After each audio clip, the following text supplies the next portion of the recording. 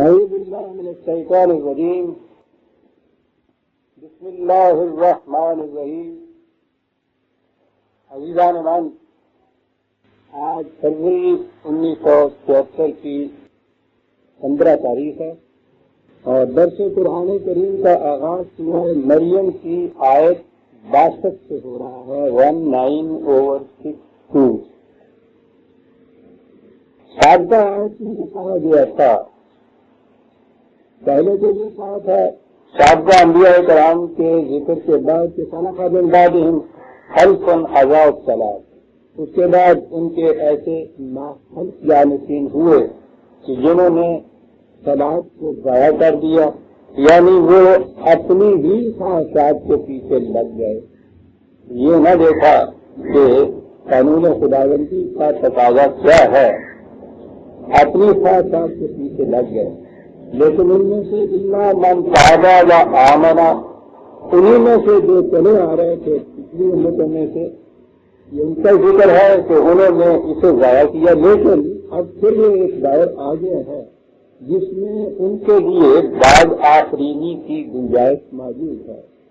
اگر اب یہ پھر انہی ثوابتوں پر ایمان لے آئے، انہیں صحیح تسلیم کر لیں جو ان کی طرف مبعوث انبیاء کرام کو بھی ملی تھی اپنے وقت میں، اب پھر وہ اپنی منزہ اور اصلی شکل میں پھر دوبارہ آ گئی ہیں وہ صداقتیں. اگر اب بھی یہ پلٹ آئے اپنے غلط راستے سے اور پھر اس کے مطابق کام شروع کر دیں تو پھر ان کی زندگی وہ جو گزشتہ فردوس ہے وہ پھر سے ان کو مل سکتی. ساری ایسٹ جو ہے وہ سارا ملخص جو ہے زندگی کا اور اس کے کاروبار کا تو یہی ہے نا کہ آدم سے جو جنت چھینی تھی وہ دوبارہ کسی طرح سے مل جائے. تو اس کے لیے ہی سارا یہ پروگرام ہے کہ یہ گنجائش ہے اس کے لیے، کیونکہ اس نے اپنے خطا کا اعتراف کر لیا، اس لیے اس میں گنجائش ہے باز آفرینی کی، تو اسے پھر دوبارہ وہ جنت مل سکتی ہے. ابھی میں عرض کروں گا ان دونوں جنتوں میں فرق کیا ہوگا. تو وہ جنت جو ہے اس کا وعدہ کیا گیا ہے ان کے ساتھ، آنے والی ہے مستقبل میں، ان کے بعد ان کے اعمال کے نتیجے میں ملے گی اور انہیں اس جنت تک جانا ہوگا. یہ یقینی چیز ہے کہ یہ وہاں جا کر رہیں گے اگر انہوں نے اس پروگرام پر عمل کرنا شروع کر دیا. معصیت. اب اس کے بعد اس جنت کی کچھ خصوصیات بتائی ہیں اگلی آیت میں. جہاں جہاں بھی قرآن کریم میں یہ ذکر آیا ہے جنت کا، وہاں آپ دیکھیں گے کہ اس کی کچھ خصوصیات آئیں گی اور ان کے اگر یکجا کر لیا جائے ان منتخب پتیوں کو تو ایسا خوبصورت گلدستہ بنتا ہے اس سے کہ واقعی وہ فردوس بدامہ ہو جاتی ہے وہ جنت جو ہے. تو یہاں اس کے متعلق یہ کہا لا يسمعون فيها لغوا الا سلام. پہلی چیز تو اس میں نیگیٹو نفی کی آئی کہ اس میں یہ قتل نہیں ہوگا. یہ لغو کا لفظ جو ہے عربوں کے یہاں بھی بڑا جامع لفظ ہے، اور اگر اسے ہم اپنے یہاں ایک لفظ میں بیان کرنا چاہیں تو جسے ہم کہتے ہیں نا لا یعنی یا بے معنی کوئی چیز وہ ہوتی ہے. اصل میں یہ چڑیوں کا جو چیچی چیچی چیچی چیچی کرنا ہے نا، اسے کہتے ہیں وہ بنیادی طور پر. تو یہ کوئی چیز جو بے معنی یا لا یعنی جسے ہم کہتے ہیں بے مقصد، وہ سب اس میں آ جاتی ہے. تو کوئی چیز بھی وہاں ایسی نہیں ہوگی جو بے معنی یا بے مقصد ہو. تو اب زندگی کا ایک ایک سانس وہاں اتنا قیمتی اور سیریس ہو جائے گا کہ اسے کسی بے معنی یا بے مقصد کام کے لیے صرف نہیں کیا جائے. پہلی چیز تو یہ ہو گئی. جیسا کہ میں نے پہلے بھی عرض کیا تھا، یہ لائف یا زندگی کو سیریسلی لینا، سنجیدگی سے لینا، وہ سیریس کا بھی ترجمہ ہمارے یہاں ابھی تک ایسا لفظ نہیں مل سکا. حالانکہ میری عمر گزر گئی ان ترجمے کرتے ہوئے بھی. تو زندگی کو سیریس لینا جو ہے یہ ہے قرآن جو سکھاتا ہے. جو اس نے کہا نا بالحق پیدا کی گئی ہے، اس کے معنی یہ ہے. اصل میں یہ بالحق جو ہے وہ ہے سیریس لینا کسی چیز کو. زندگی کا ایک ایک سانس بڑا قیمتی ہے. ابھی میں عرض کروں گا کہ کتنا قیمتی ہے یہ. تو اس لیے پہلی چیز تو یہ ہے کہ اس میں، اور یہ یاد رکھیے آپ کا، یہ بھی میں بھی عرض کروں گا، یہ کوئی مرنے کے بعد آنے والی جنت ہی کا ذکر نہیں ہے. یہی پہ میں نے زور دیا ہے کہ وہ ہے اپنے مقام پر، لیکن یہ وہیں کی بات نہیں ہو رہی. وہ یہیں سے اس کی ابتدا کر دیتا ہے. اسی زندگی میں ہی جہنم اور جنت کی ابتدا ہو جاتی ہے. وہ معاشرہ، اور بات پھر معاشرے کی آ گئی. یہاں انفرادی نجات کا سوال نہیں ہے. یہ تو نظر میں پہنچ کے انفرادی نجات، ہر شخص اپنی اپنی نجات کی فکر کر رہا ہوتا ہے، اور وہ اپنے اپنے طور پر اور ان کے وہم کے مطابق، ان کے خیال کے مطابق، ان کی خود فہمی کے مطابق، غلط فہمی کے مطابق اپنے اپنے طور پر کوئی کام کرنے سے اپنی اپنی نجات ہو جاتی ہے. دین یہ نہیں ہے.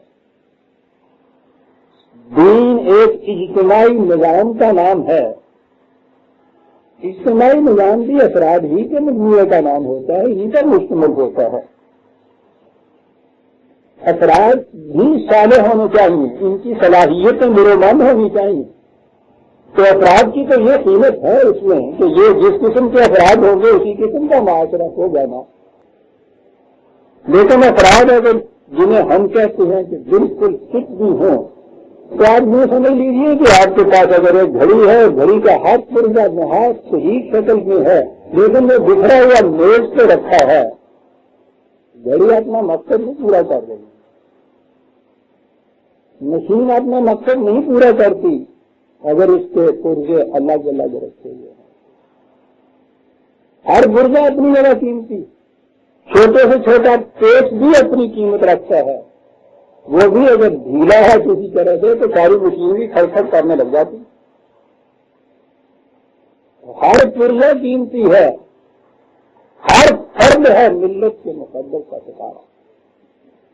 لیکن فرد اپنی اپنی جگہ تنہا الگ اگر رہتا ہے تو یہ کتنا ہی فٹ کیوں نہ ہو، میں نے وہ پرزے کے اعتبار نسبت سے کہا ہے، اس کی کوئی قیمت نہیں، اس کا کوئی مقصد نہیں، اس کا کوئی حاصل نہیں. ہر فرد ہے ملت کے مقدر کا ستارہ، لیکن فرد قائم رب سے ملت سے ہے، تنہا کچھ نہیں. یہ ہے راز، یہ ہے فرق. دین میں خوش فہمی میں انسان مبتلا ہوتا ہے کہ وہ ہر پرزہ بجائے سوچ سمجھ لیتا ہے کہ یہ ٹھیک ہے صاحب، میں اگر اپنی جگہ پہ فٹ ہوں تو ٹھیک ہے کہ ہم پڑھا ہوں مقصد حاصل ہو گیا. بڑا رہے ساری عمر کیا مقصد حاصل ہو سکتا ہے. اس لیے یہ معاشرہ انہی افراد پر مشتمل ہوگا، لیکن یہ فرد، یہ افراد معاشرے یا اجتماعی نظام کے اندر اپنا مقصد حاصل کر سکیں گے، الگ الگ رہتے ہوئے نہیں.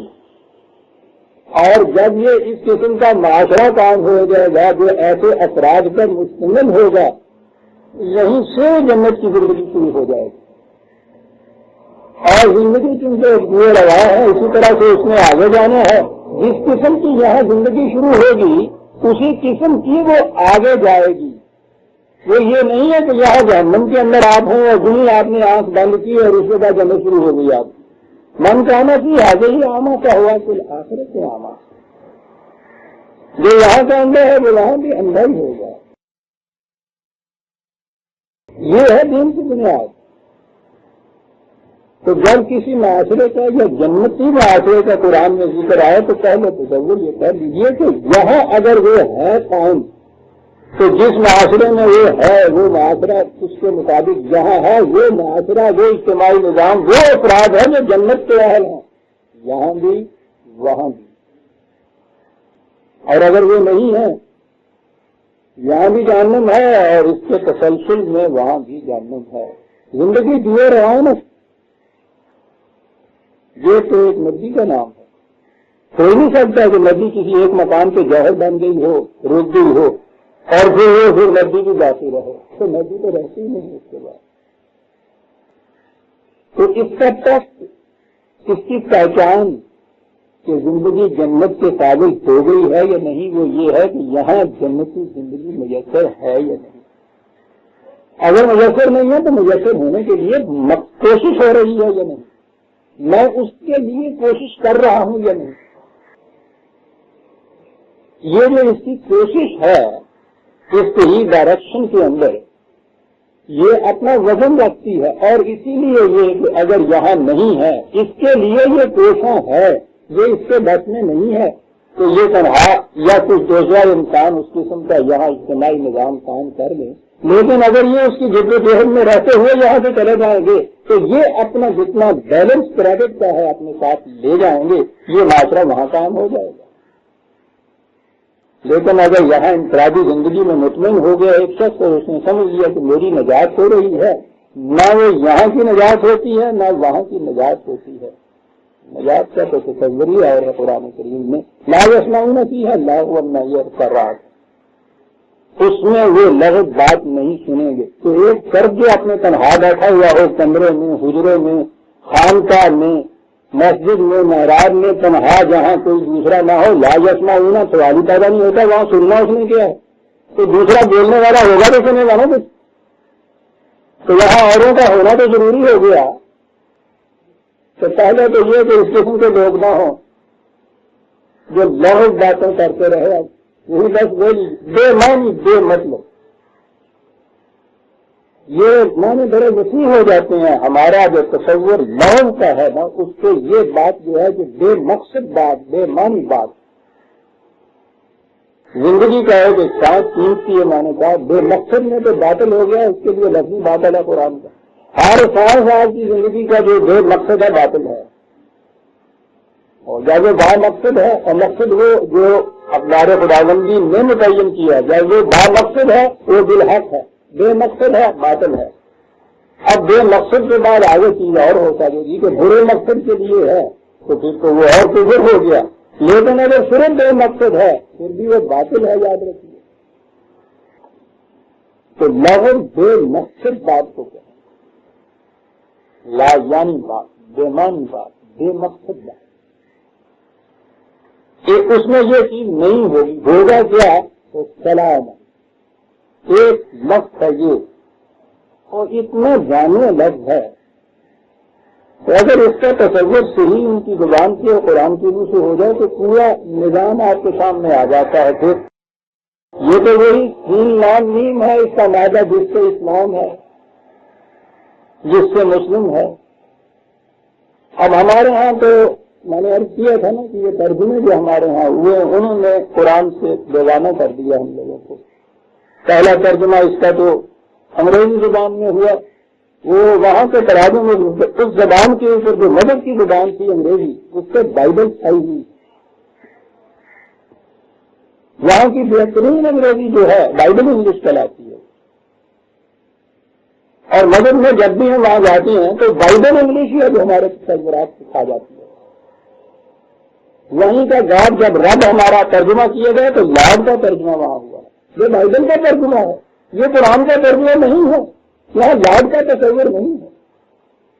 کہاں ربوبیت دینے والا، کہاں لاڈ جس سے آپ کہہ رہے ہیں؟ کرسچینٹی نبی آیا اور پروفٹ ہوا ترجمہ اس کا، یہ پروفٹ نہیں ہوتا، پروفیسی کرنے والا نہیں ہوتا، پیش گوئیاں کرنے والا نہیں ہوتا۔ وہ تو یہودیوں کے ٹیمپل کے جو کاہن تھے وہ تھے پیش گوئیاں کرنے والے۔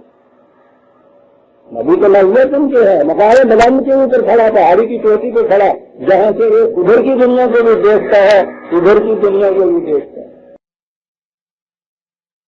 ان کے ترجمے ہو ہی نہیں سکتے۔ صلاۃ آئے پریئر انہوں نے ترجمہ کیا، ورشپ ترجمہ کیا انہوں نے، ٹھیک ہے، کرسچینٹی آ گئی۔ سلاموں کے ترجمہ ہمارے یہاں انگریزی زبان میں پیس ہوا، ٹھیک ہے۔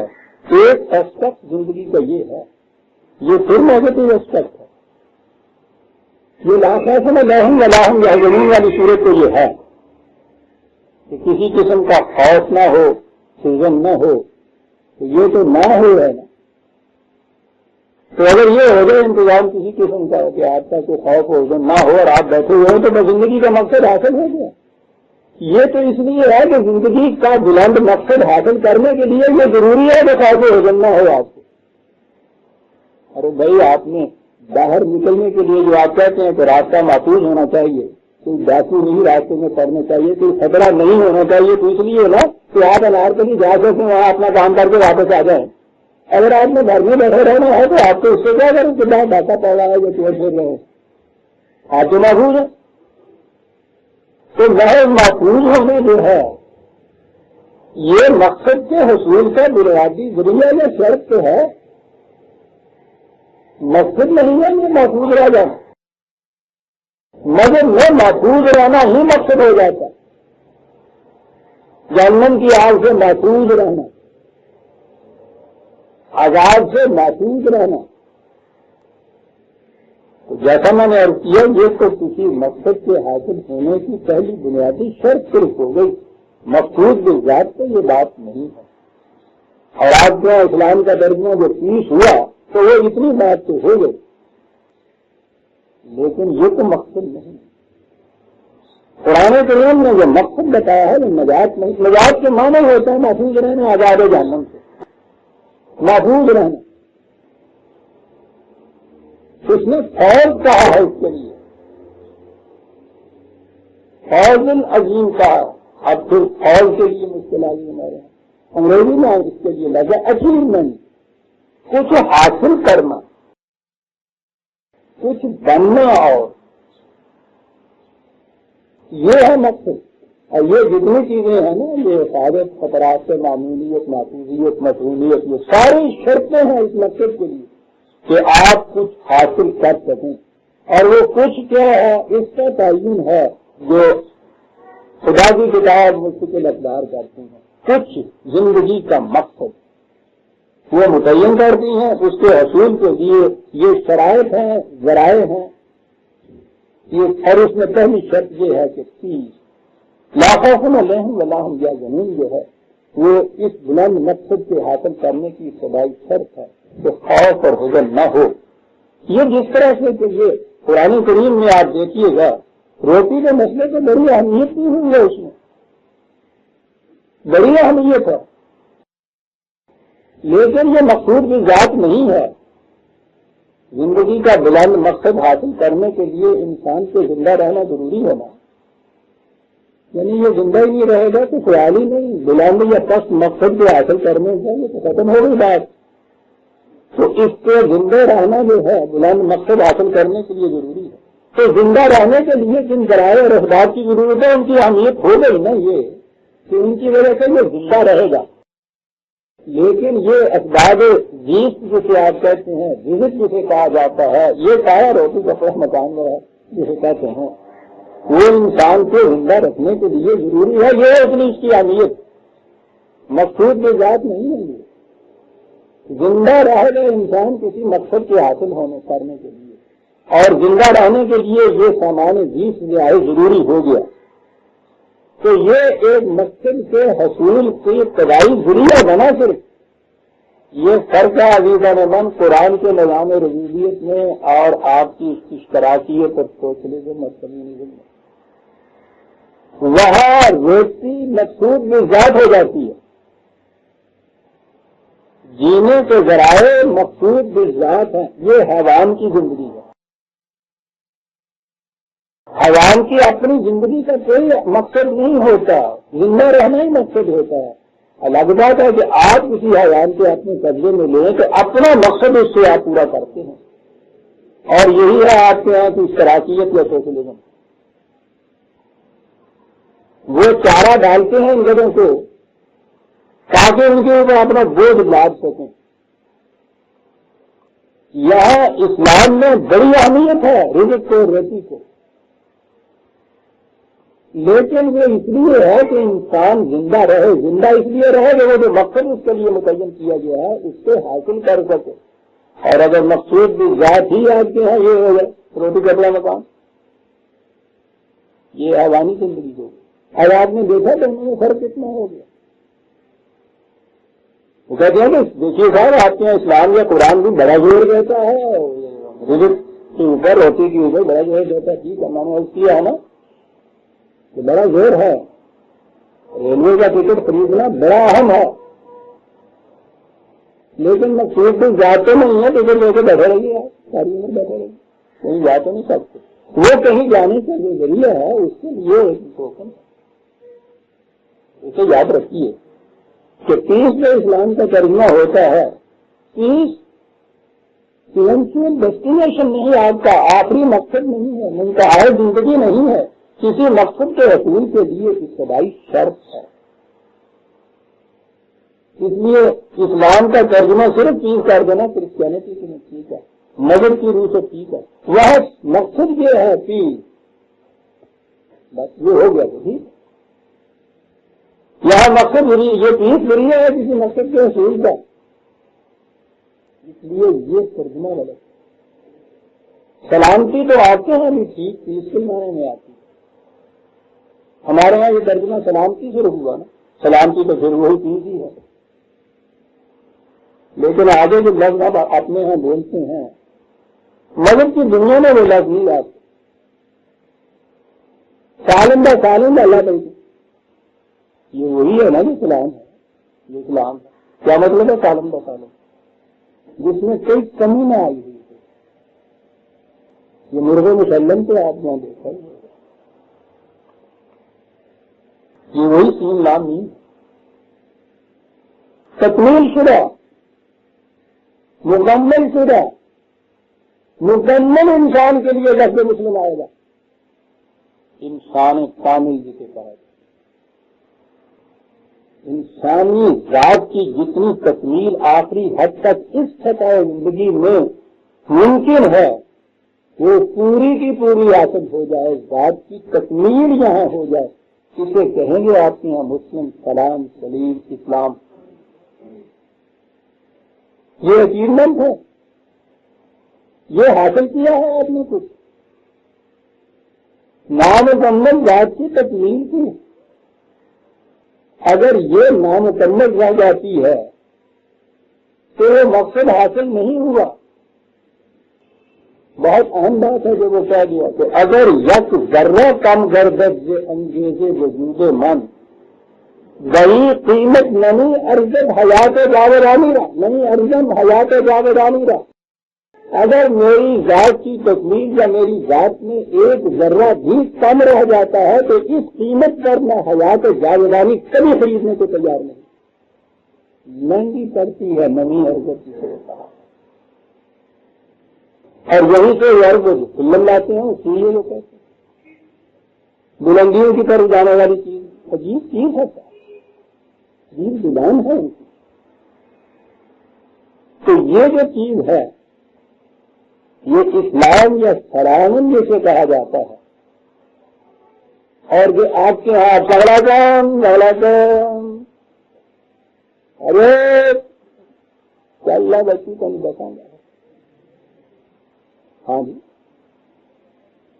السلام علیکم میری طرف سے.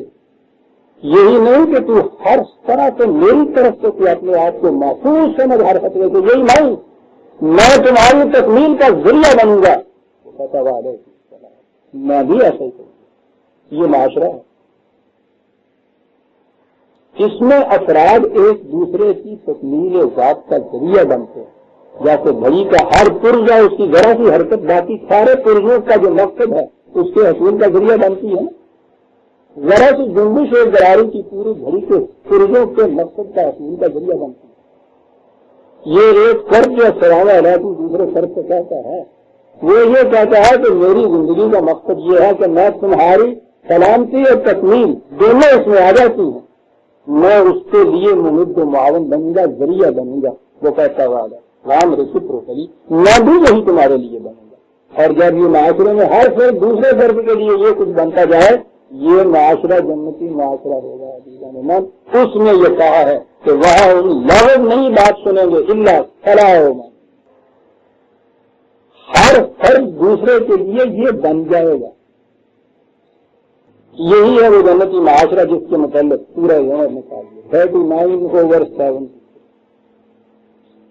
براون کی بات آ رہی ہے. وَسِيقَ الَّذِينَ اتَّقَوْا رَبَّهُمْ إِلَى الْجَنَّةِ زُمَرًا. یہ تقوی شعار لوگ جو ہوں گے جنہوں نے یہاں پابندی کی ہوگی قوانین خداوندی احکام الہیہ کی، وہ جنت کی طرف لیے جائیں گے، چلائے جائیں گے۔ کس طرح سے؟ ایک ایک فرد جنت میں جائے گا، ابھی مان من ہمارا گروہ در گروہ جائے، آپ دیکھیں گے گروہ در گروہ جانے کی بات ہے، نجات فرد کی ہوتی ہے۔ یہاں جنت کا حضور بھی اور جہنم کے اندر بھی قرآن یہ کہتا ہے زمرن ہے، بدخلی کی عبادی بدخلی جنت، میرے بندوں کے گروہ کے اندر شامل ہو پھر جنت میں جانے دیں گے۔ کیا بات یہ سب کیا جاتا ہے جاری نظر سے فرد، میں نے کہا ہے نا کہ اس کی اپنی اہمیت بھی ہے، وہ اپنے آپ کو اس تکمیل تک پہنچائے گا تو اس معاشرے کا جز بنے گا نا۔ تو دونوں کا آپس میں تعلق زندگی انجم و ناراؤ نگے دار خودت، زندگی انجم و ناراؤ نگے دار خودت۔ انفرادیت میں اس کی کیفیت یہ ہے کہ اس کو اپنے آپ کو فرد کو اپنا دھیان رکھنا پڑے گا، لیکن اسے ایک انجمن ایک محفل کا فرد بننا ہوگا۔ اور اگلے مصرے میں بات کہہ گیا اے کہ در قافلہ ہی با ہمارا بے ہما شاؤ، کارواں کے ایک فرد کی طرح اپنا خیال رکھ کے چلنے چلنے کی ہمت رہے، یہ نہ ہو جائے کہ لنگڑائی ہو جائے گر جائے۔ بے عمل اپنے ذات کا خیال رکھ تو، لیکن با ہما رہو، کارواں بند بنے گا یا ان کے ساتھ کرے گا تو؟ زمرن، یہاں تو کارواں جائے، یہاں تو گروہ جائے، یہاں معاشرہ جنتی بنے گا، فرد جنتی نہیں۔ زمرن حتی اذا جاؤہا، یا چلتے چلتے، دیکھیے وہاں چلتے چلتے، میں نے تجھے کہا تھا نا کہ جنت تم تک نہیں آئے گی، تم وہاں پہنچو گے۔ اور بات یہ ہوتی ہے عزیزان مان، کسی تک تو یہ وہ چیز آ جائے بیٹھے ہوئے تو اس کی تو قدر ہی نہیں ہوتی، سن جاتی ہے، پھر یہ بات یاد آ جاتی ہے جسے اس زمانے میں دیکھ کے ہم گالیاں دیا کرتے تھے۔ تقسیم سے پہلے کا زمانہ جو تھا، ہندوستان میں آزادی کی موومنٹ چل رہی بڑے زوروں سے، ہم لوگ سیکریٹریٹ میں ملازم تھے۔ نیا سیکریٹریٹ نئی دلی میں جو بنا تھا، بہت عظیم شان عمارت تھی، اس کے سامنے دو بلاک تھے، اور بلاک کا ایک ایک دروازہ، یہاں میں سمجھتا ہوں شاہی مسجد کا دروازہ بھی شاید اتنا بڑا نہ ہو، اتنا بڑا دروازہ ان کے سامنے ہو، سرخ پتھر۔ تو اس دروازے کے باہر نیچے سے یوں یہاں تک کام کر کے پتھر کو تراشیدہ، یہ انگریزی زبان میں لکھا ہوا ہوتا تھا۔ زیادہ کی انگریز کی حکومت تھی، آزادی کا زمانہ تھا، اس میں لکھا ہوا یہ ہوتا تھا کہ liberty does not descend to a people, a people must ascend to a people. آزادی کسی قوم پر اوپر سے نیچے نہیں اترا کرتی، قوم کو اوپر جانا چاہیے تاکہ آزادی کو وہ حاصل کر لے۔ اور ہم لوگ اس زمانے میں کیونکہ آزادی کی موومنٹ میں سرمست ہم کہتے تھے دیکھیں تم بس کہیں پہ نہ ہو، تو ہمیں اس حضور کو لا کے رکھتے ہیں کہ تمہاری جھولی میں آزادی نہیں گرے گی، آگے تمہیں اوپر جانا پڑے گا اس کو حاصل کرنے کے لیے۔ ہاں جو ہم اس بارے میں نہیں ہیں، یعنی یہ تھا نا نشے کے حالت میں جو آدمی کی عقل ماری جاتی ہے، ہم روز یہ سے کرتے تھے، روز آزاد کرتے تھے۔ آج ہر روز اس فکرے کو ہم دہراتے ہیں کہ بات بڑی صحیح کہہ گیا، او ستمایا بچہ اپنے لیے بھی مصیبت، ماپیاں بھی مصیبت ہو جاتا۔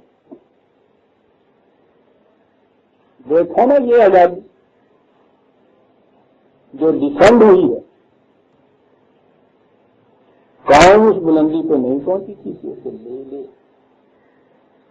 یہ ٹھیک ہے، یہ جنت آدم تھی، مل گئی ہے بغیر کوشش کے، اس میں رہا جا سکتا ہے، یہ مستقل طور پہ ہمیں علاج ہو سکتی ہے، دماغ تم کیا ملوں۔ اب اگلی شرط یہ ہے، اب یہ الاٹمنٹ تمہارے نام ہوگی تمہارے اعمال کے بدلے میں۔ یہ ہوتا ہے قوموں کی زندگی میں، ہم نے یہ حاصل نہیں کی تھی، ہمیں یہ منزل احسان مل گئی تھی خدا کی طرف سے اس مقصد کے لیے کہ منظرو کیسا کام کام تاکہ ہم دیکھیں کہ تم کیا کرتے ہو. اس دیکھنے کے لیے بھی تو کوئی میدان ہونا چاہیے نا. لڑکے سے جو کہا جائے کہ ہم دیکھیں گے بھائی تم اس طرح کیا کرتے ہو تو یہ ہے نا کہ امتحان میں اس کو بیٹھنا ہوگا لڑکے کو. اگر امتحان ہی نہ ہوتا ہے تو وہ دکھائے گا کیوں آپ کو. یہ ہے وہ چیز جو قرآن نے کہی ہے کہ قوموں کے اوپر ہم بعض اوقات احسان کرتے ہیں کہ ان کو ان کی غلامی کے شکنجے سے رہائی دے دیتے ہیں تاکہ ہم دیکھیں کہ پھر تم کیا کرتے ہو. ورنہ تم کہتے رہو گے نا ساری عمر تو جی ہمیں تو ملا ہی نہیں, موقع ہی نہیں ملا, گنجائش ہی نہیں ملی, آزادی نہیں ملی, اپنی حکومت ہی نہیں ملی. ہم کیسے آپ کو بتا سکتے تھے کہ ہم کیسے حکومت کر سکتے ہیں. انہوں نے کہا بہت اچھا لیجیے یہ لو, مملکت ہے, آزادی ہے, حکومت ہے, اپنی ہے. لیکن یہ نہیں کہ یہ جو اس طرح سے مننے میں سالن مل گئی ہے ہمیشہ کے لیے اب تمہارے نام تمہارے بیٹوں کے نام پتہ لکھا گیا ہے, یہ اس لیے مل گئی ہے کہ تم یہ نہ کہو کہ ہمیں تو اس کا موقع ہی نہیں دیا گیا کہ ہم اپنی صلاحیتوں کو دکھا سکیں کہ ہم کیا کر سکتے ہیں. کہا کہ پھر ہم نے پھر تمہیں وارث بنایا اس عرض کا جو کیسا پانا تھا تاکہ ہم دیکھیں کہ تم کیا کرتے. یہ جنت کے متعلق بھی جو کہا تھا قرآن نے حتیٰ اذا جاؤہا وفتحت ابوابہا, کہا کہ یہ وہاں پہنچے. دیکھیے وہاں پہنچنا ہے, وہ خود نہیں آتی. میں نے وہ بات اس لیے کہی تھی کہ انہوں نے اس زمانے میں یہ کہہ رکھا تھا کہ وہاں پہنچنا ہوگا تمہیں. قرآن قدم قدم پر یہ کہتا وہاں پہنچیں گے ہوتے ابوابہا تو دروازے کھل جائیں, اس وقت کھلیں گے دروازے. یہ بھی بڑی چیز ہوتی ہے. ہم ملائیں اور کھلے. ہاں یوں کام جائے یار کا دروازہ پائیں گھر کھلا. کھلے ہوئے دروازے میں تو سارے اندر جا کر دروازہ اور بند دار سے کھٹکھٹائیں. کون آ گیا جی, جب آ گیا بسم اللہ ہے بسم اللہ میں اٹھا ہوں دروازہ کھولنا. دیکھتے ہیں اس کھولنے میں بھی کتنی عزت افزائی. قرآن نے جو کہا تھا نا کہ جنت ایسے ملے گی جیسے مہمان کو ریسیو کیا جاتا ہے لوگوں میں, تو اس کے پہلی بات یہ ہے نا کہ اس کے لیے اس کے دروازے کی کرسی کھولی جائے. بڑے عجیب انداز ہیں قرآن کے. قرآن دروازہ کھولا جائے گا. پھر وقال لهم خزنتها, دربان دروازہ کھولے گا اور کھول کے کیا کہے گا سلام علیکم طبتم. یہ ہے سلام علیکم. کیا ریسپشن, کیا استقبال. طبتم ہم دکان دے بات کہتے ہیں. ہر قسم کی خوشگواریاں اس میں آ جاتی ہیں اور کئی قسم کی آتی ہیں نا. طبتم ہے نا یہ. اور اس کے بعد خوشی بھی آئی سب خود ہوا بالکل مستقبل ہو رہا. جا رہے ہیں وہاں گوئے لگ ایک ایک میں کھٹکھٹا رہے ہیں, دروازہ کھولا جاتا ہے. وہاں دربان کھڑے ہیں ملائکہ سب خود ہوا ٹھیک آئیے خالدین. اب یہاں رہنا ہوگا آپ کو. یہ وہ تمہارے باپ آدم والی جنت نہیں ہے کہ ایک لہجے ہوئی اور باہر نکال دیا. وہ تو مفت میں ملی ہوئی ہے. جنت کی تو کیفیت یہ ہوتی ہے نا. لیکن جو خریدی ہوئی ہو اس میں سے تو پھر یوں نہیں نکال دیتا نا تو. اور اسی لیے یہ کہا وقالوا الحمد للہ الذی صدقنا وعدہ, اور وہ تو یہ کہیں گے تو یہ آئیے بس یہ سلام علیکم, یہ کہیں گے الحمد.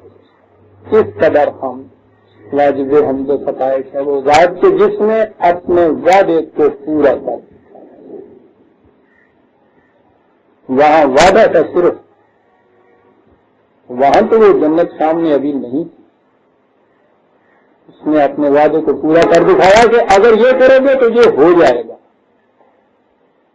یہ ہے نا وعدہ. کسی کو قانون مطابقت عمل کہتے ہیں نا کہ اگر یہ کرو گے تو یہ ہو جائے گا اور ضرور ہو جائے گا. اس نے اپنے وعدے کو پورا کر دکھایا. کیا کیا اس نے اورثنا الارض. یہ ہے ہمارے یہاں تو یہ لفظ وراثت جو ہے وہ تو ہم تو وہ ہر چیز بخشش میں مانتے ہیں نا.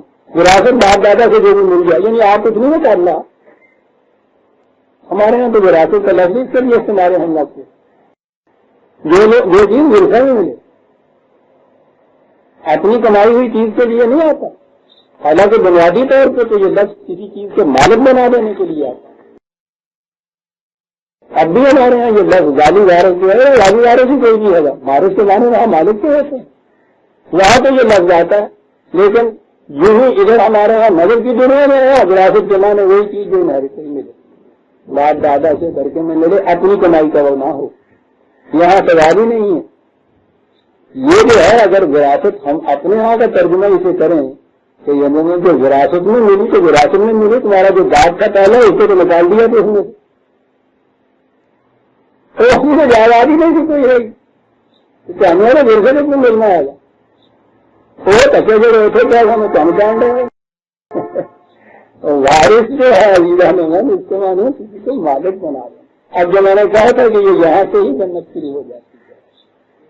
عرض کا اس نے وارث بنا دیا جس کی کیفیت یہ ہے کہ نتبوأ من الجنت ہے تو یہاں پورا اختیار ہمیں حاصل ہے، پوری عرض کے اندر ہمیں تمکن حاصل ہے.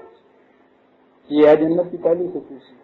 وہ عرض جس کا وارث بنایا جاتا ہے، مالک بنایا جاتا ہے، اور مالک کو ہر قسم کا اختیار اعجاز ہوتا ہے نا، ہر قسم کا اختیار. آواز ملے گی کہ ٹھیک ہے جو تم نے سمجھا مالک بنائے گئے ہو، اس لیے کہ فَنِعْمَ أَجْرُ الْعَامِلِينَ، کام کرنے والوں کے کام کا کتنا حسین نظر ہے. یہ تو اجر العاملین جنت کی، آدم کی تو جنت تھی وہ ایسی تھی کہ پاکستان کی مملکت جاتے ہیں. یہ اجر العاملین نہیں. یہاں پہ بڑی احتیاط کی ضرورت، ایک لفظ سے بھی باہر نکال دیے جاتے ہیں. یہ وہاں کی جنت ہے. نعم اجر العاملین. میں نے سلامن کی بات شروع کی. یہ جو ہے نا کہ وہاں سلامن کی چیز تو پہلے تو داخلے کے وقت ہی سلامن کی بات آئی. سلام یہ وہاں میں نے گزارش کیا ہے کہ یہ وہ ملائکہ ہے نا جو استقبال کر رہے ہیں، اس کے متعلق قرآن نے یہ کہا کہ یہ ملائکہ جو ہیں یہ وہاں کی بات ہی نہیں ہے. ملائکہ کا نزول تمہارے اوپر یہی شروع ہو جاتا ہے. اور آگے ابتدا اس جنت سلام کہنے والے ملائکہ وہ تھا، میں نے شاید ریفرنس نہیں بتائی، 39/73 کی 39/73 پہلی آیت کا حوالہ. اب یہ آیت ہے 41/29 40/30 40/30. یہ ملائکہ کا سلام دینے والے ملائکہ جو ہے ان کا نزول ہو رہا. ان الذین قالوا ربنا اللہ ثم استقاموا، وہ جنہوں نے کہہ دیا کہ ہاں ہمارا رب اللہ ہے. کہہ دیا تو چھٹی پائی نہیں، اتنی سستی جنت نہیں مل سکتی. ثم استقاموا، اور پھر اس پر جم کر کھڑے ہو گئے. نظر آیا کہ یہ جو کہہ دینا ہے ربنا اللہ بڑی سخت آزمائش کی بات ہے. تو بھی استقامت کا شرط آئی نہ ساتھ کہ جم کے کھڑے ہو گئے. لفظیں آئیں گی تو کوئی جم کے کھڑے ہونے کا طریق دے گا نا. مزاحمتیں ہوں گی، تصادم ہوا، ٹکراؤ ہوں گے تو پھر پتہ چلے گا نا کہ جم کے کھڑا ہوا ہے کہ نہیں جم کے کھڑا ہوا. اور اگر خالی کہتے ہی رہنا ہے ربنا اللہ تو اس کے بعد تو استقامت کا سوال ہی نہیں ہے. پھر اس کے معنی یہ ہو گئے کہ روز تسبیح پھیرا کرے استقامت. تو بہت بڑی چیز ہے یہ قول ربنا اللہ جسے ہم کہیں گے، اور ہے ہی بڑی چیز ہے. پہلی چیز جہاں انسان جھکتا ہے کسی کے سامنے وہ اس لیے جھکتا ہے کہ اسے اپنا ان داتا سمجھتا ہے، رب سمجھتا ہے، اپنی نشو و نما کا ذریعہ سمجھتا ہے، محتاج سمجھتا ہے اپنے آپ کو، دست نگر سمجھتا ہے اپنے آپ کو اس کا. اور رب کے معنی یہی ہیں وہ جو اس کی پوری نشو و نما کا ذمہ لے لے. اور جس نے یہ کہہ دیا کہ میری نشو و نما کا ذمہ تو لینے والا ہے دنیا کا کوئی طاقت، کوئی قوت، کوئی قدرت، کوئی فرد نہیں، اللہ ہے صرف. ہاں صاحب بڑی بات ہے صاحب. کیا کہا تھا فرعون نے اپنی قوم سے جب اس کو خطرہ پیدا ہوا تھا صاحب ضرب گلیم کی اساویلس کے خلاف؟ اس کے کام سے یہ کہا تھا کہ ہمیں ربکم الاعلی. ہم کہتے ہیں سمجھتے یہ کہ اس نے کہا تھا کہ میں بہت بڑا خدا ہوں تمہارا، اس میں ربکم الاعلی تھا. وہ کہا تھا کہ تمہارے رزق تمہیں میرے ہاتھ میں ہے، تمہاری روٹی میرے ہاتھ میں ہے. اور دنیا میں فرعون بنتا اس وقت تھا جب وہ دوسرے کی روٹی کو اپنے قبضے میں کر لیتا. اور اس کے ثبوت میں اس نے کہا تھا کہ کیا اس ملک کے مصر کی زمینیں میری ملکیت میں نہیں ہے اور اس میں بہنے والے دریا میرے نہیں ہے قبضے میں؟ جب یہ کیفیت ہے تو پھر انا ربکم الاعلی، میں ہوں سب سے بڑا روٹی دینے والا. یہی فرعون کی فرعونیت چلتی ہے. اور اسی سے پھر وہ اسرائیل بیچارہ جو ہے وہ وہاں اس کے قبضے کی طرح دبے گی. جس طرح سے جیت رہے ان کے بیٹوں کو پیدا کرے کرتے ہیں، پھر وہ بیٹوں کو ابھرنے نہیں دیتے. اب نئے قوم کو ابھرنے نہیں دیتے جب روٹی اپنے ہاتھ میں رکھتے ہیں. پھر تو رزق کی تقسیم اپنی نسلوں سے محتاط ہوتی ہے نا. تو آپ نے سوچا کہ یہ جو کہا تھا قرآن نے کہ جس نے کہہ دیا رب اللہ،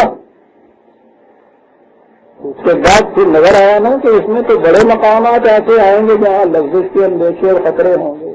ثم استقاموا، تو یہ قالوا ربنا اللہ کے معنی یہی نہیں ہے کہ یہ زبان سے کہہ دیا میرا رب اللہ ہے. یہ ایمان رکھے کہ رزق کسی انسان کے لیے.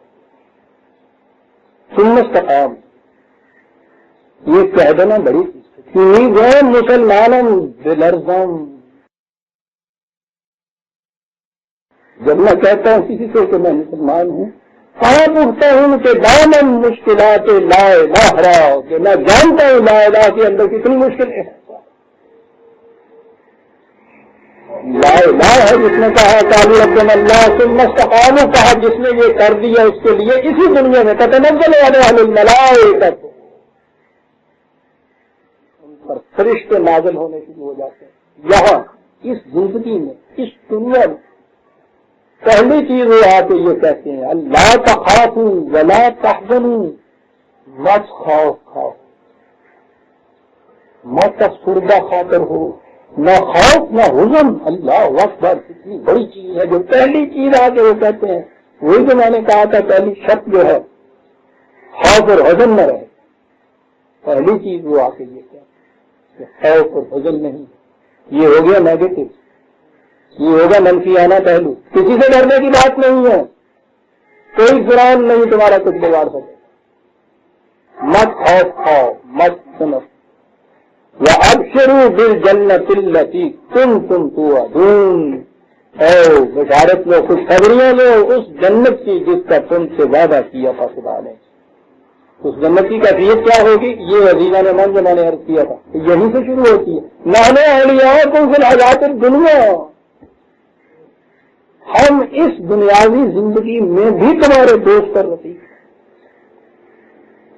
ساری کائناتی قوتوں خدا کے پروگرام کی تکمیل کے لیے جو سرگرم عمل ہے وہ ان کی رفاق رفیق ہو جاتی ہیں، وہ ان کی ولی ہو جاتی ہے. ہم اس دنیا کی زندگی میں بھی تمہارے رفیق. وفی الآخرت، اور آخرت میں بھی یہی کیفیت ہے. میں نے عرض کیا ہے نا کہ یہاں سے شروع ہوتی ہے، یہاں سے رفاقت شروع ہوتی ہے. ملائکہ کی بھی آخرت میں ساتھ چلتی ہے. یہاں جس کے رفیق ملائکہ نہیں ہے وہ یہاں بھی محروم ہے، وہاں بھی محروم ہوتا ہے. وہ تو ساتھ ساتھ چلتے ہیں. آخرت میں بھی ہمیں یہی کیفیت ہوگی. اور سنی عزیزان نے اس زندگی میں جو یہاں بھی ملتی ہے وہاں بھی ہوگی. اس کی پھر اگلی خصوصیت میں نے کہا ہے نا کہ یہاں نیگیٹو یا منفیانہ پہلو صرف نہیں ہے کہ محفوظ رہو گے تم نجات ہو جائے گی عذاب سے. وَلَكُمْ فِيهَا، تمہیں اس زندگی کے اندر اس جنت کے اندر کیا کیفیت ہوگی؟ مَا تَشْتَهِي أَنفُسُكُمْ، جو چاہو گے وہ ہو، جو چاہو گے. وَلَكُمْ فِيهَا مَا تَدَّعُونَ، جو مانگو گے ملے گا، جو چاہو گے ہوگا، جو مانگو گے ملے گا. اسے آزادی کہتے ہیں. یہ کیفیت ہوگی تمہاری، اور یہ پھر گداگری اور بھکاری کی طرح نہیں ہوگی. نزلا من غفور رحیم، یہ میزبانی ہوگی تمہاری. خدا میزبان ہوگا، تم مہمان ہوگے اس کے. بس کتنا بڑا مرتبہ ہے انسان. میں نے کہا تھا نا کہ آیات خداوندی، آیات قرآنی کے آخر میں جو صفات خداوندی آتی ہیں وہ بڑے غور طلب ہوتی ہیں. دو چیزیں یہاں انہوں نے کہی تھی نا، ان سے آگے یہ کہا تھا کہ لا تخافوا ولا تحزنوا، حفاظت ہے تمہاری ہر طرح. اگلی چیز یہ کہی تھی نا کہ پھر اس کے بعد ہر طرح کا سامان نشو و نما ملے گا.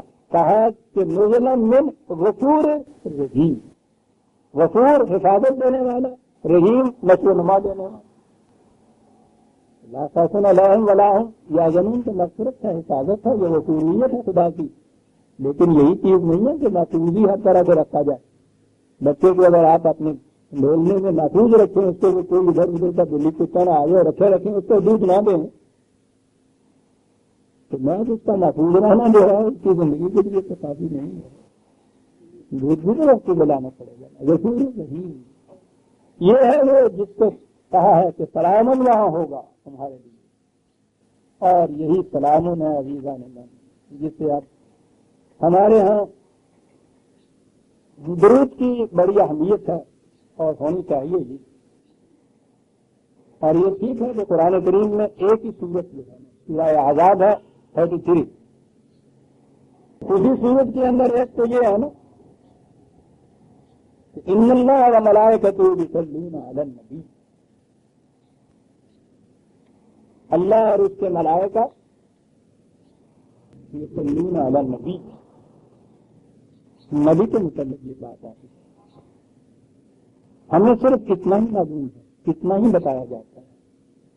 اسی صورت میں ساتھ ہی ایک اور آیت بھی ہے، اور یہ آیت ہے 33 سورت کا نمبر ہے، اور آیت ہے 33.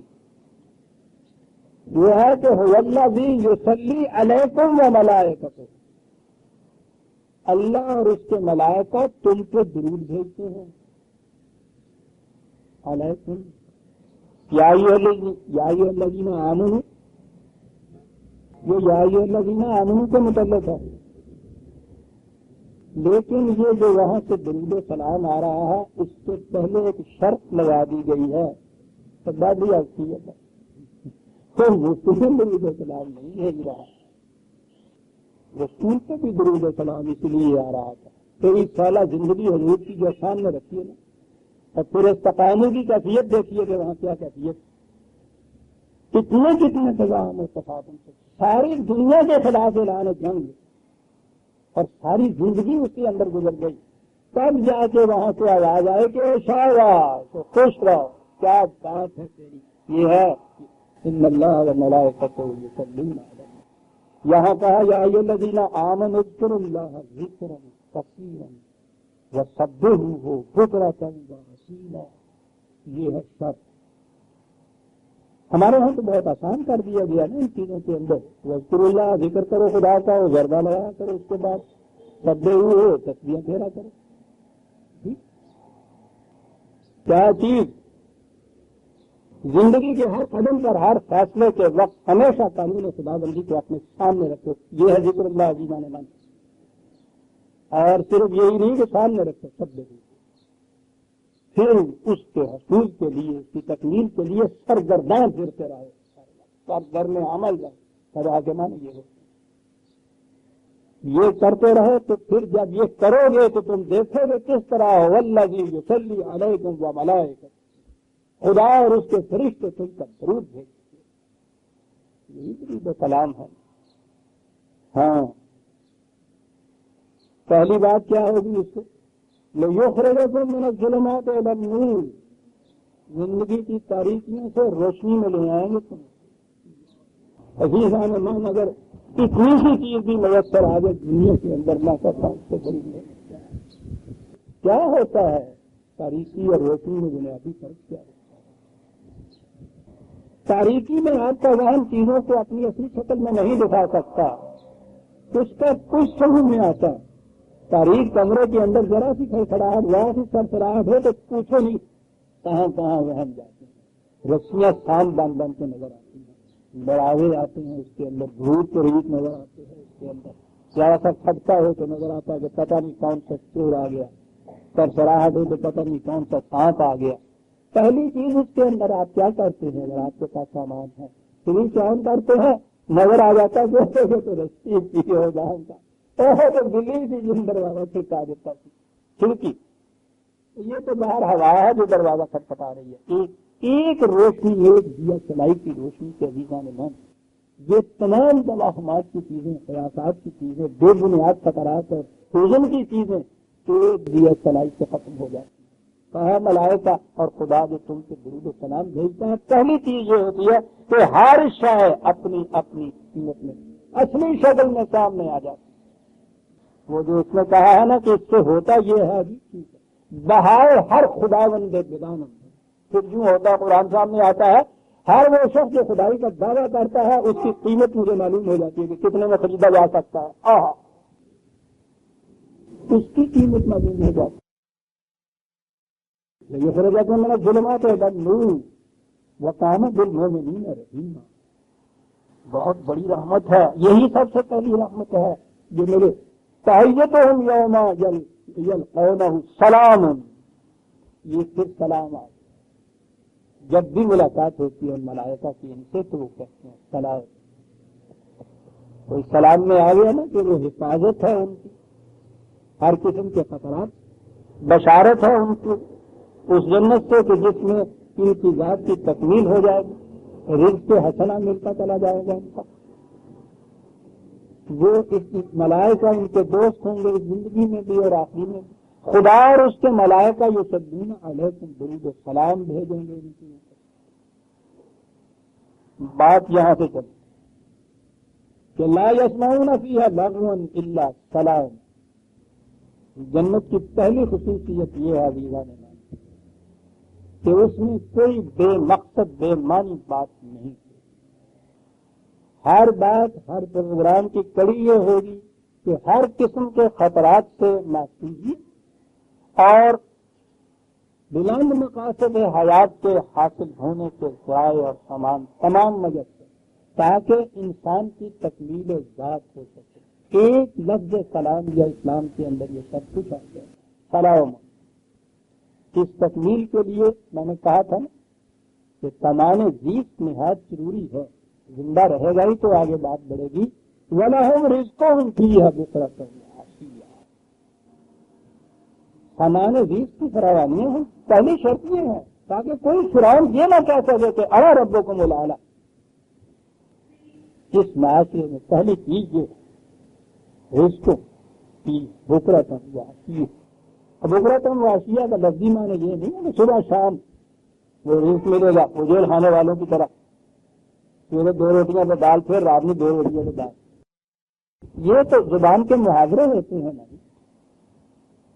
جسے لوگ کہتے ہیں نا ہر صبح سفر ہر شام سفر، تو صبح شام کے معنی ہمیشہ جب دوام ہوتا ہے جس کے معنی ہوتا ہے شب و روز تماشا میرے آگے، یہ الفاظ جو ہیں دوام کے لیے بولے جاتے ہیں، ہر زبان کا محاورہ ہوتا ہے، یہ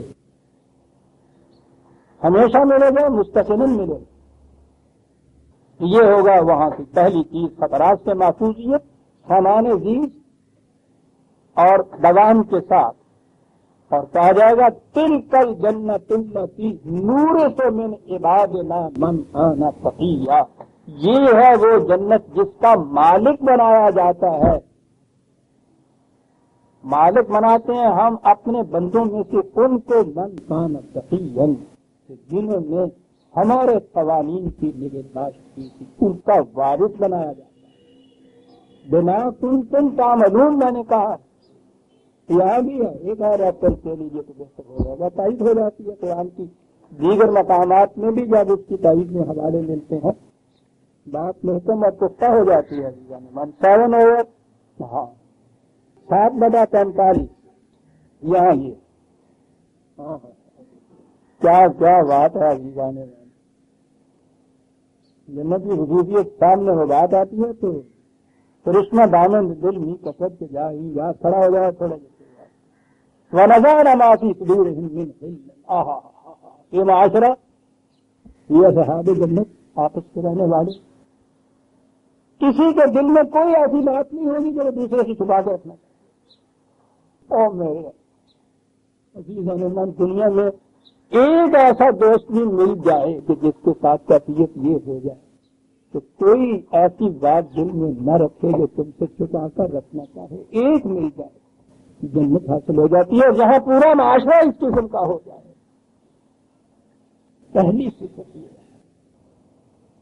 اسی کے اوپر وہ کہتے ہیں وَقَالُوا الْحَمْدُ لِلَّهِ الَّذِي هَدَانَا لِهَذَا، کس قدر قابل حمد و ستائش ہے جس نے اس معاشرے کی طرف ہماری رہنمائی کر دی۔ تو جہاں کہ ہر رہنے والے کی یہ کیفیت ہو، ہر رہنے والا اس لیے عزیزان من کہ جنت میں کوئی جہنمی نہیں ہوتا، جس طرح جہنم میں کوئی جنتی نہیں ہوتا۔ ہے کوئی جنتی آج؟ ہے کوئی خطرے اور حزن سے محمود؟ ہے کہ جس کو صبح اور شام رزق برآسانی بغیر احتیاج کے ملتا ہو؟ جہنم میں کوئی بھی جنتی نہیں ہے، اسی طرح جنت میں کوئی بھی جہنمی نہیں ہے۔ فَوَانْتَاجُ الْيَوْمَ أَيُّهَا الْمُجْرِمُونَ تَعَالَوْا، سب کے الگ ہو جاؤ مجرم عاشق انسانوں سے۔ جہنم تو یہی ہے عزیزان من کہ ساری عمر پہچانا ہی نہیں جاتا کہ اس میں مجرم کون ہے شریف کون ہے۔ وہ علم ہوتا ہے کہ دل میں کیا کچھ رکھا ہے۔ ہاں جی، کہا یا دوں وہ یہ کہیں گے کہ کس قدر حمد و ستائش کی قابل ہے تیری ذات کے جس نے یہ کچھ دیا۔ عزیزان من یہ اپنی زبان سے یہ نہیں کہہ رہے کہ ہم نے یہ کچھ حاصل کیا، ٹھیک ہے یہی کہنا چاہیے تھا تو نے یہ کچھ دیا، لیکن اس دینے والے کی کیفیت اندازہ لگائیے۔ یعنی اگر وہ اس سے چپی کر رہتا ہے تو جب بھی کوئی بری بات نہیں تھی تو ٹھیک ہے تم نے یہ کہا، شکریہ بھائی تم نے یہ کہا، نو دوں تو ہم پکار کر وہاں سے کہیں گے نہیں بابا نہیں بابا دیا نہیں، نو دوں ان تلکم الجنت اورثتموها بما کنتم تعملون۔ تو بابا یہ جنت کے تو تم مالک بنایا گیا ہے، تمہارے اپنے پہلو کسی اجرت ہے۔ سارا شکریہ ادا کرتے میں نو دوں اندازہ لگائیے عزیزان من، یہ نہیں کہ کان میں کہہ دیا، پکار کرتے ذہن میں یہ کہیں احساس بھی نہ ہو جائے کہ یہ یوں ہی گداگری کے طور سے بخشیش میں ملی ہے۔ نو دوں بڑی چیز تھی یہ اعلان کر کے کسی سے کہہ دیا جائے کہ بھائی لوگوں سن رکھو اس بات کو، میں نے کوئی چیز احسان مجھ پہ نہیں کی، اس نے مانگ کے نہیں مجھ سے یہ کچھ لیا، یہ گداگری کی بات نہیں ہے، سن رکھو سارے سن رکھو، یہ اسی کا تھا جو اس کو دیا گیا ہے، اس نے تو خریدا ہے، اس سے قیمت ادا کر کے، یہ مالک ہے اس کا جس کو بنایا گیا ہے۔ ملنے کو تو دونوں چیزیں مل ہی جاتی ہیں، اگر خاموشی سے یہ چیز کوئی لے کے باہر جائے تو اس میں رہ جاتا ہے یہ خطرہ کہ یہ ہزار قسم کے خیال آئیں گے۔ اندازہ لگائیے کہ یہ نودو کیا کہا ہے خدا۔ ہاں کیا یہ رہا تھا کہ وہ سلام رزق تلک الجنت التی نورث من عبادنا من کان تقیا۔ کہا تھا نا کہ فرشتے نازل ہوتے ہیں، ملائکہ نازل ہوتے ہیں اس کے اوپر، کہا وما نتنزل الا بامر ربک، تو ان سے کہہ دیں گے کہ ہم آج خود ہی نہیں آگے تمہاری طرف، خدا کے بھیجے ہوئے ہیں۔ ہوتا نا کہ اللہ و ملائکہ تو خدا اور اس کے فرشتے اس کے ملائکہ یہ ایک مشترکہ پروگرام ہے ان دونوں کا جو یہ کرتے ہیں۔ انہوں نے کہا کہ یہ کوئی ہمارے متعلق نہ سمجھ لینا کہ بہت نوازش ہے تمہاری بھائی تم آئے اور ہم سے یہ کچھ یہ کہا نہیں، ہم تو تمہارے رب کے بھیجے ہوئے آتے ہیں۔ اس میں بھی بڑی بات ہو جاتی ہے، کوئی آج خود آ کے جو چیز کہے اور وہ کوئی کہے کہ اتنا بڑا جو آسم میں آ رہا ہے ہمیں اس نے بھیجا ہے تمہارے یہ کہنے کے لیے۔ کہا یہ تھا نا کہ یہ تمہارے ہی اعمال ہیں جن کا یہ نتیجہ، جنت تیری پنہا تھی تیرے خون جگر میں، اس وقت پنہا تھی اب مشہود ہو گئی۔ کہا یہ اسی کی تفسیر میں لہو ما بین ایدینا وما خلفنا وما بین ذالک، محفوظ کرتا چلا گیا وہ تمہارے اعمال، جو پیچھے تھا وہ بھی، جو آگے ہے ابھی وہ بھی، وما بین ذالک کا جو دونوں کے درمیان تھا یہاں پھر بڑی عجیب چیز ہے. تو ہاں تو یہی ہے نا کہ ساری زندگی تمہاری جو تھی وہ تمام کے تمام تمہاری زندگی کے سارے جتنے بھی اعمال و خیالات و ارادے اور وقاوت کے سارے محفوظ رکھتا چلا گیا. وہ یوں ہی ضمن یہ بات آگے جو ہے نا یہاں پیچھے تمہارے جو تھے وہ تو ماضی ہے گزرا ہوا, آگے آنے والا وہ تو مستقبل ہے. اور تیسری چیز تو ہمارے ہاں حال یا پریزنٹ کہتے ہیں, پاسٹ فیوچر پریزنٹ درمیان میں. قرآن نے وما بین ذالک کہا ہے, ماضی اور مستقبل کے درمیان جو ہے. آپ کو معلوم ہے کہ اس زمانے میں ٹائم یا زمان کے متعلق ایک خاص فلسفہ شروع ہوا ہے, اس سے بڑی اہمیت دی جا رہی ہے. وہ بات دوسری طرف چلی جائے گی اور ویسے بھی میں یہاں اس کو ایکسپلین نہیں کر سکوں گا. تو اس میں کہا یہ گیا ہے, یعنی اس کو لطائف نہیں لے لیجیے, قرآن نے تو یہ کہا ہے نا ماضی اور مستقبل اور جو ان کے مابین ہے اس کے لیے حال نہیں کہا. اب یہ کہا جا رہا ہے اس فلسفے میں کہ جسے آپ پریزنٹ یا حال کہتے ہیں وہ ہوتا ہی نہیں ہے. یہ the present is the future of past, یہ ماضی کا مستقبل ہوتا ہے, and the past of the future, اور مستقبل کا ماضی ہوتا ہے, یہ حال ہوتا ہے کس میں. بڑی عجیب بات. یہاں تو ہر سانس جو آگے ماضی ہوا, جو آنے والا ہے مستقبل ہوا. یہ ایک عجیب فلسفی ٹائم کی اس دور میں آئی ہے, ان کا کہ یہ ہے ہی غلط بات. زندگی میں حال کچھ صحیح نہیں ہوتا, یا ماضی ہوتا ہے یا مستقبل ہوتا ہے. اور یہ جو ڈیفینیشن دی ہے میرا پہلا برگزار نے اس کی ابتدا کی تھی کہ پریزنٹ جو ہے جسے آپ کہتے ہیں it is the future of the past and past of the future. قرآن نے کہا ہے نا کہ لہو ماں بینا ادینہ و ماں خلفنا, جو تمہارا ماضی تھا جو تمہارا مستقبل, ماں بینا ظالے کا, اور جو ان کے درمیان حال نہیں تھا اس میں پورا زمان لے کے آ گیا صاحب. وہ ماں کہنا ربو کا نتیجہ, یہ بات نہیں ہے, وہ بھولنے والا نہیں ہے بابا, بہت یاد رکھنے والا ہے. اور پھر تم ہی ہو صرف اس کے ہاں رب السماوات والارض وما بینہما, تمہاری ہی ربوبیت کا وہ ذمہ دار نہیں. کائنات کی پستی بلندیاں ماں بینہما, ان دونوں کے درمیان عرض تو پستی ہو گئی, سما کا کرہ بلندی میں ہو گیا, یہ درمیان بھی تو کچھ ہے. اور یہ جو مابینہ ہے اس کے متعلق تو اب تحقیق شروع ہو رہی ہے کہ یہ کیا عظیم چیزیں ہیں. 1400 سال پیشتر عزیزان من سماوات و ارض دو چیزیں کہا کہ مابینہ ہما کہا ہوا قرآن. اور ارض و سما کو بھی متعین طور پہ وہ یہ کرہ نہیں کہا کہ یہ زمین اور وہ آسمان. عزیزان من 1400 سال پہلے دنیا تاریخی میں کی ہوئی, خاص طور پہ علم الافلاق تو ساری قیاسات کے اوپر مطلب اسی نظام کے اندر وہ آپ دیکھیے اتنا بڑا جو سب سے بڑا نظام الافلاق ہے, اس میں وہ زمین کو ساکن مانتا ہے اور اس سورج کو اس کے گرد گھومتا ہوا بتا رہا ہے. اس دور کے اندر اندازہ لگائیے, یہ کہا ہے قرآن نے کہ یہ سماوات کے عرض جسے تم کہتے ہو, عرض کے معنی ہوتا ہے نیچے کی چیز, سما ہوتا ہے اوپر کی چیز. کہا کہ یہ کوئی ایسے نہیں اتنے سما اتنے عرض. قرآن کہتا ہے کہ ہر سما کا ایک عرض ہوتا ہے, ہر بلندی جو ہے اس کی نسبت سے نیچے کی پستی ہوتی ہے, اس پستی والے کے جو نیچے ہے وہ اس کی عرض ہوتی ہے. کہا جتنے سما ہے اتنی ہی عرض ہے. من 1400 سال پہلے عرب کی پہلے تو دنیا کا اندازہ لگائیے کہ علمی اعتبار سے ساری دنیا کہاں تھی. مطلب اسی نظام والے سب اونچے تھے نا اس زمانے میں, یونان والے, ان کی تو یہ صورت. پھر ان میں عرب کہ جہاں مکے جیسے شہر کے اندر کہتے ہیں صرف نوشت و خواند لکھنا پڑھنا جو تھا وہ کوئی 17 آدمی جانتے تھے, تعلیم یافتہ نہیں. اس کے اندر بھی ایک ہوئی وہ تو اتنا بھی نہیں جانتا. واہ. اور اس کی زبان مبارک سے یہ الفاظ آ رہے ہیں کہ یہ جن کو تم کرنے کہہ رہے ہو, اور جنہیں قرض کہہ رہے ہو, جنہیں اجرام کردی کہہ رہے ہو, اور گن رہے ہو کہ یہ 7 آسمان جنہیں تم کہہ رہے ہو, تو غلط ہے. یہ تو آپس میں ریلیٹو چیزیں ہیں, حقیقت میں اضافی چیزیں ہیں. ہر سما کی ایک عرض ہے, ہر عرض کا ایک سما ہے. من کہنا تو ایک طرف کوئی بڑے سے بڑے فلاسفر کا ذہن بھی سوچ سکتا ہے اس بات کو اس بات کے اندر. رب السماوات والارض وما بینہما، اور پھر اس دور میں یہ بات کہنا کہ یاد رکھو یہ کرے جو ہیں یہ تمہیں یوں ہی گولے گولے سے نظر جو آ رہے ہیں، یہ گولے گولے کی بات نہیں ہے، ان کے اندر بھی بعض وہ ہیں جن میں جاندار مخلوق بستی ہے،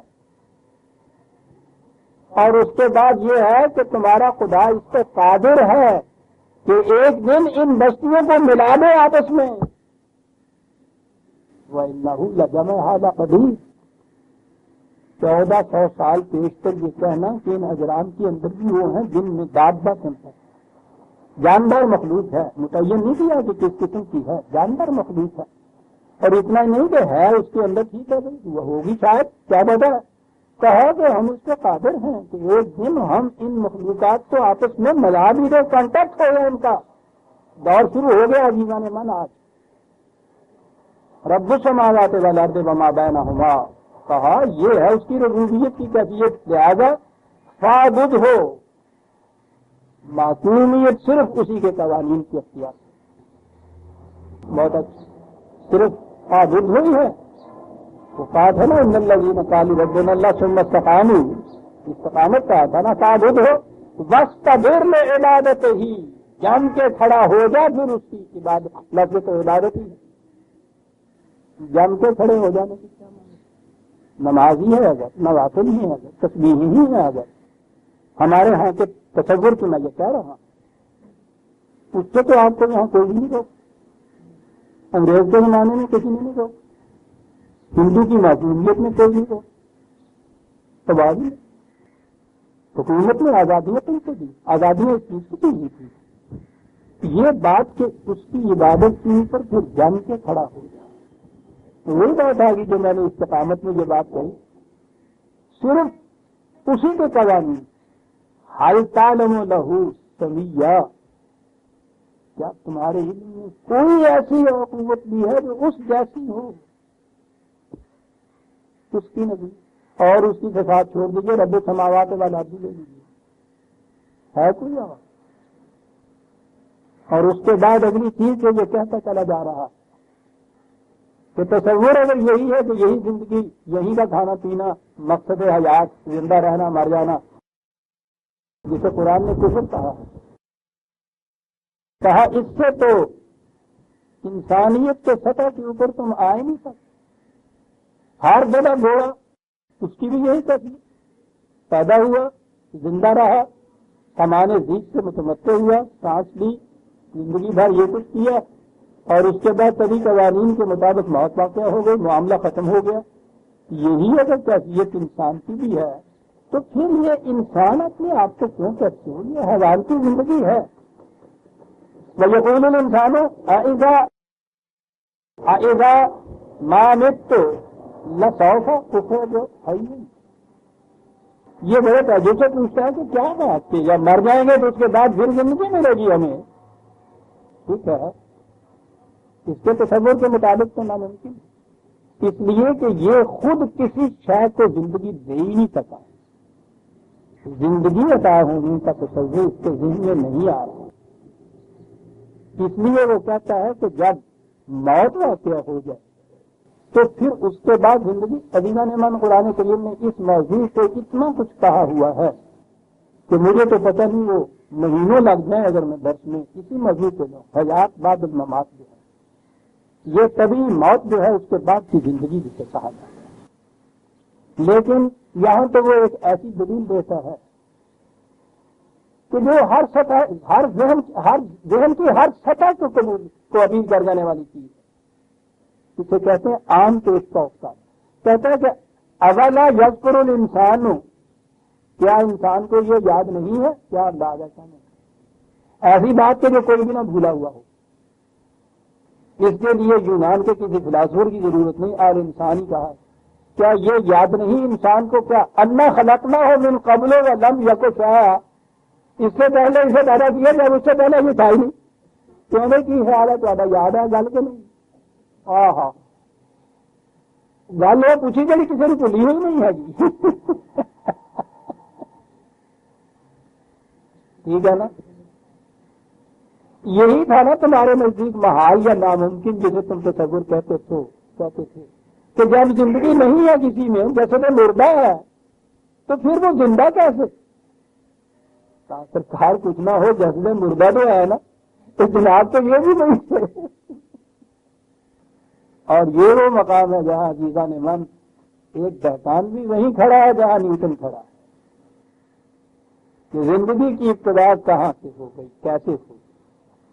نتھنگ نیس سے کچھ موجود نہیں تھا، اس سے موجود کس طرح کوئی ہو گیا۔ عزیزان من آج کا بڑے سے بڑا فلاسفر بھی انگشت بدنداں کھڑا ہے اس مقام کے اوپر آ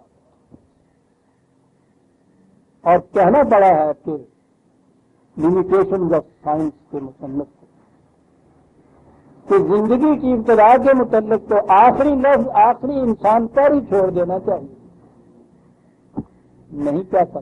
یہ ہے دلیل۔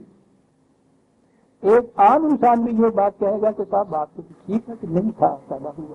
میں یہ عرض کر رہا ہوں کہ جو آج اس دور میں بھی بلند ترین سطح کے اوپر جو آپ کے سائنسدان اور فلاسفر کھڑے ہیں، وہ بھی یہ بات کہہ رہے ہیں کہ صاحب یہ بات تو نہیں، ہم نہیں کہہ سکتے بتا کہ انسان جب کچھ نہ تھا تو پھر کیسے ہو۔ حالت انسان ہین من الدہر لم یکن شیئا مذکورا، کیا وہ زمانہ بھی نہیں گزر چکا تم کہ کوئی شے مذکور تھی؟ بلکہ یہاں تو کہا ہے لم یکن شیئا، تم کوئی شے ہی نہیں تھے ہی نہیں کچھ، نتھنگ نیس۔ تو اگر اس کا تمہیں اعتراف ہے تو پھر یہ کون سی بات وجہ تعجب ہے یا ناممکنات میں سے تم تصور کرتے ہو کہ موت کے بعد زندگی دے دی جائے؟ موت کے بعد کی زندگی ہے، اس لیے اس فریب میں مبتلا نہ ہو کہ اب جو آرام سے گزرتی ہے، فریب میں مبتلا نہ رہو۔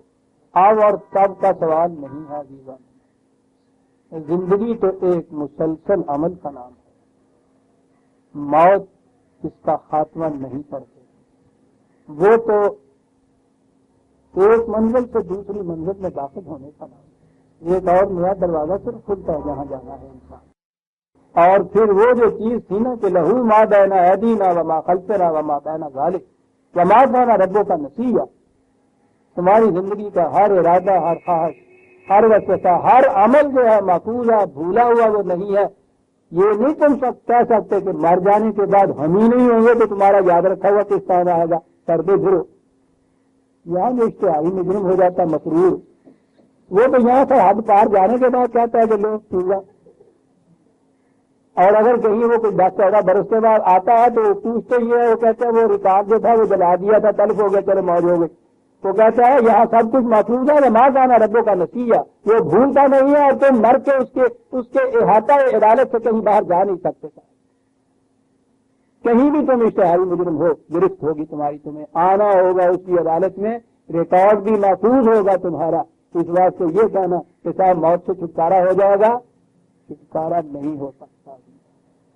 اور اگلی آیت میں پھر بتا دیا فَوَرَبِّكَ لَنَحْشُرَنَّهُمْ وَالشَّيَاطِينَ، جی بلائے جاؤ، حاضر کیے جاؤ گے بنا ریکارڈ کے، اور وہاں پھر دیکھو کہ کس طرح سے نتائج تمہارے سامنے آتے ہیں۔ سورہ مریم کی آیت 67 تک ہم آ گئے جیزن ایمان 67 تک، اس کے بعد آئندہ 10 ملیں گے۔ ربنا تقبل منا انک انت السمیع العلیم۔ السلام علیکم۔